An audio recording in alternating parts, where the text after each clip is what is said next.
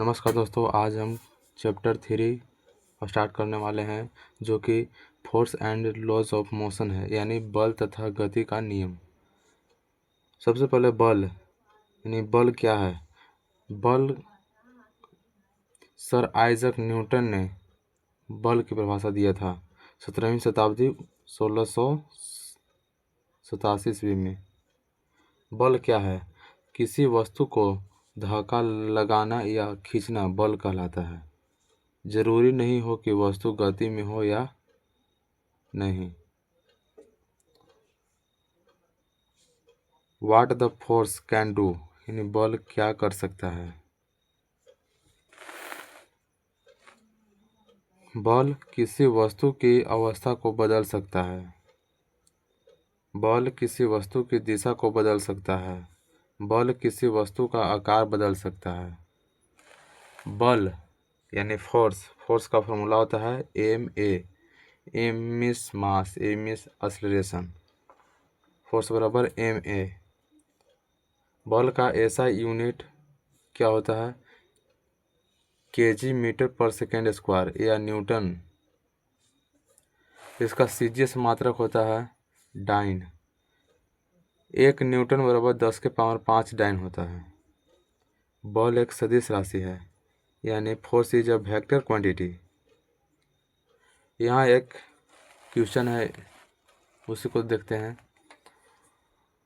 Question है कि an object is initially at rest when a force is applied on it, then it have with velocity of 18 km per hour in 20 seconds. Calculate force applied। चूँकि मास दिया है 100 kg, हमारा formula होता है F बराबर ma।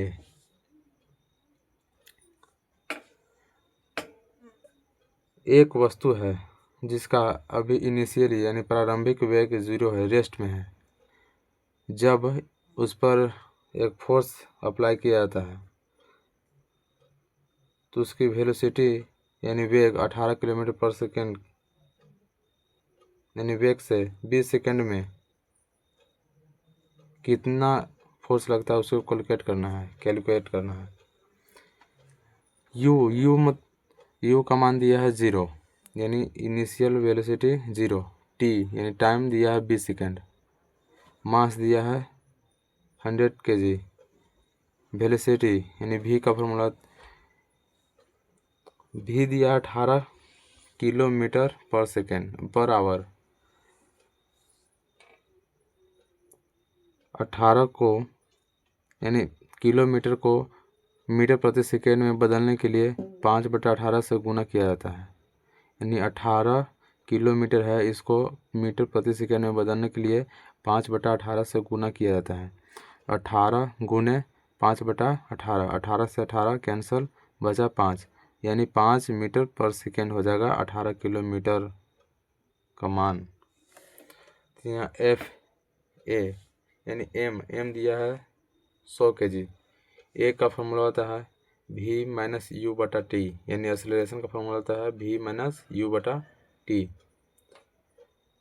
100 का 100 यहाँ हो गया, v का मान हुआ यहाँ से 5, u का मान 0, t का मान 20 है, 20 से ये कटेगा 5 बार में, 5 से यहाँ गुना होगा 5 में 5 गुना कीजिएगा 25, यानी 25 न्यूटन। ये हमारा आंसर है। अब चलिए बल के प्रकार देखते हैं, यानी टाइप्स ऑफ फोर्स। बल 2 प्रकार का होता है। पहला स्पर्शीय बल यानी कॉन्टैक्ट फोर्स। जब दो वस्तु एक दूसरे के संपर्क में रहते हैं तो उनके बीच लगने वाला बल को स्पर्शीय बल कहा जाता है। एग्जाम्पल में फ्रिक्शन फोर्स यानी घर्षण बल, टेंशन फोर्स यानी तनाव बल, बियॉन्ड फोर्स यानी उत्प्लावन बल। दूसरा नॉन कॉन्टैक्ट फोर्स यानी अस्पर्शीय बल, यानी ऑपोजिट ऑफ कॉन्टैक्ट फोर्स, स्पर्शीय बल के विपरीत है। जैसे गुरुत्वाकर्षण बल यानी ग्रेविटेशनल फोर्स, चुंबकीय बल यानी मैग्नेटिक फोर्स, विद्युत स्थैतिकी बल यानी electrostatic force. Another types of force यानी बल के अन्य प्रकार। संतुलित बल यानी बैलेंस्ड फोर्स। चूँकि यहाँ है ये टेबल है, टेबल पर एक बॉल रखा हुआ है, इधर से भी खींच रहा है 10 न्यूटन का फोर्स है और इधर से भी खींच रहा है 10 न्यूटन का फोर्स है। इस पर कुल बल 0 लगेगा यानी नेट फोर्स 0 होगा, नेट एक्सीलरेशन भी 0 हो गया। अनबैलेंस फोर्स यानी असंतुलित फोर्स। इस बॉल को इधर 20 न्यूटन के बल से खींचा जा रहा है, इधर 5 न्यूटन के बल से खींचा जा रहा है, तो इसका नेट फोर्स 0 नहीं होगा और नेट एक्सीलरेशन भी 0 नहीं होगा। अब आइए इनर्शिया को देखते हैं यानी जड़त्व। जड़त्व का खोज गैलीलियो गैली ने सबसे पहले बताया था, यानी जड़त्व के बारे में गैलीलियो गैली ने सबसे पहले 16 ईस्वी में बताया था। जड़त्व किसी वस्तु का वह गुण है जो किसी अवस्था में परिवर्तन का विरोध करता है। Inertia is a property of an object by which it restricts change in its states of rest or motion. Inertia depend on mass of any object यानी जड़त्व किसी भी वस्तु के द्रव्यमान पर निर्भर करती है। टाइप ऑफ इनर्शिया यानी जड़त्व के 3 प्रकार होते हैं। पहला इनर्शिया ऑफ मोशन यानी गति का जड़त्व। दूसरा इनर्शिया ऑफ रेस्ट यानी विराम का जड़त्व। तीसरा इनर्शिया ऑफ डायरेक्शन यानी दिशा का जड़त्व। अब चलिए Newton's first law of motion यानी गति के लिए न्यूटन का प्रथम नियम, laws of motion, laws of inertia भी इसे कहा जाता है। न्यूटन का फर्स्ट नियम को जड़त्व का नियम भी कहा जाता है। इस नियम के अनुसार कोई वस्तु गति या विराम अवस्था में तब तक रहेगा जब तक बाहरी बल न लगाया जाए। अब आइए संवेग यानी मोमेंटम। मोमेंटम को P से दर्शाया जाता है यानी चोट का लगना, यानी किसी वस्तु पर लगने वाले बल के प्रभाव को संवेग कहते हैं। यानी P बराबर फॉर्मूला आता है m/v, m मास v वेलोसिटी। मोमेंटम का ऐसा यूनिट kg मीटर पर सेकेंड होता है। मोमेंटम का ऐसा मतलब kg मीटर पर सेकेंड होता है। It is a vector quantity यानी यह एक सदिश राशि है। संवेग एक सदिश राशि है। अब चलिए यहाँ यानी laws of conservation of motion यानी संवेग संरक्षण के नियम। मोमेंटम बिफोर बराबर मोमेंटम आफ्टर कोलिजन यानी m1 m2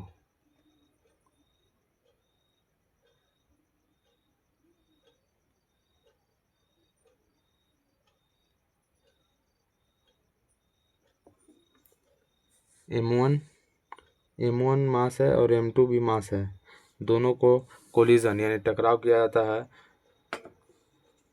यदि चलिए m1 भी मास है m2 भी मास है, जिसका प्रारंभिक वेग यानी u m1 का u1 है और m2 का u2 है, इसको आपस में टकराया जाता है यानी कोलिजन किया जाता है, तो m1 का वेलोसिटी चेंज हो जाता है यानी v1 हो जाता है और m2 का v2 हो जाता है। तो इसका फॉर्मूला होता है संवेग संरक्षण का नियम यानी m1 into u1 plus m2 into u2 बराबर m1 into v1 plus m2 into v2।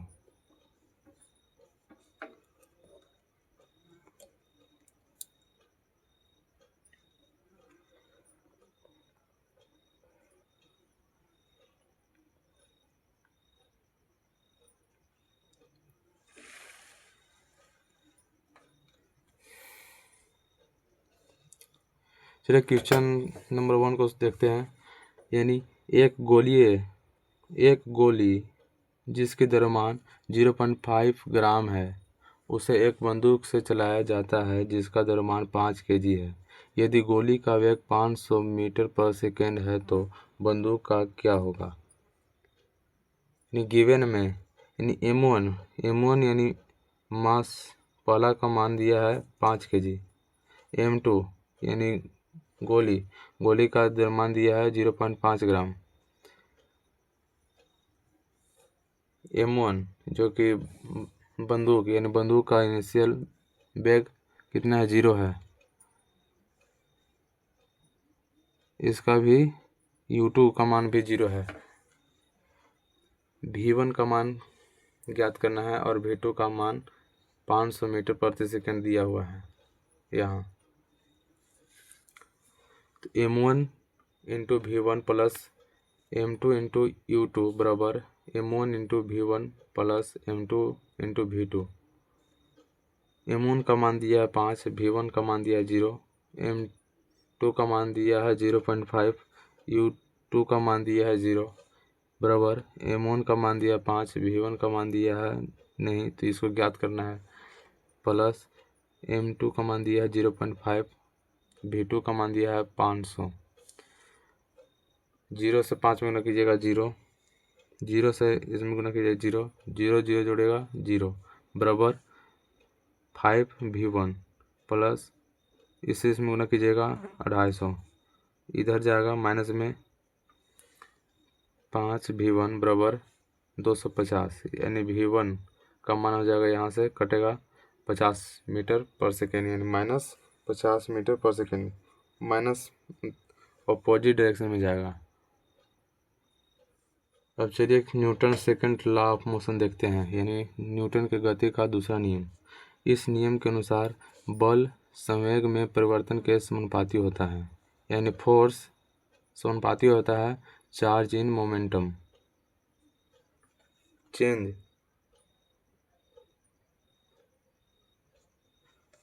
अब चलिए न्यूटन का सेकंड लॉ देखते हैं। इस नियम के अनुसार बल संवेग में परिवर्तन के समानुपाती होता है, यानी फोर्स समानुपाती है चेंज इन मोमेंटम, यानी F समानुपाती है चेंज इन मोमेंटम को P से दर्शाया जाता है बटा T। इन F समानुपाती चिन्ह हटेगा और कांस्टेंट आएगा तो K डेल्टा P बटा T।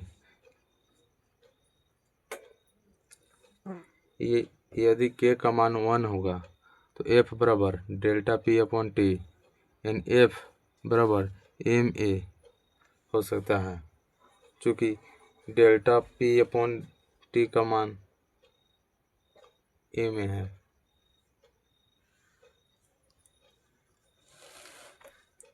नोट में डिफिनेशन ऑफ फोर्स यानी बल का डिफिनेशन न्यूटन्स फर्स्ट लॉ से मिला और फार्मूला ऑफ फोर्स यानी बल का सूत्र न्यूटन का सेकंड लॉ से मिला। Newton's third law of motion यानी न्यूटन के गति का तीसरा नियम।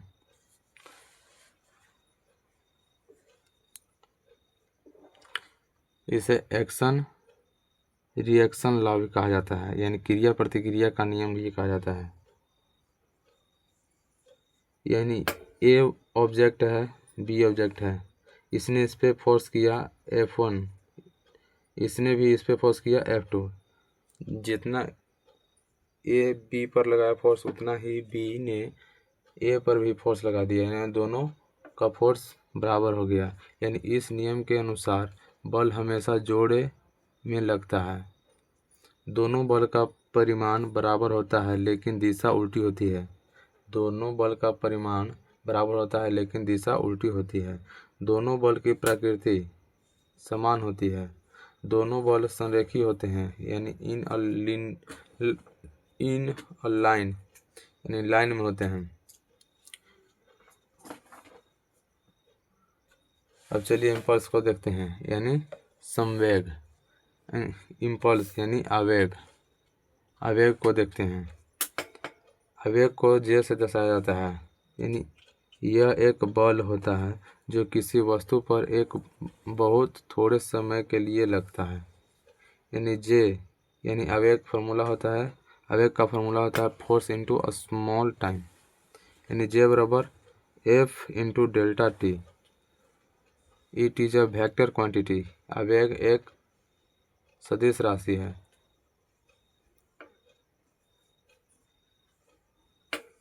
आवेग का ऐसा यूनिट, आवेग का मात्रक होता है न्यूटन सेकंड।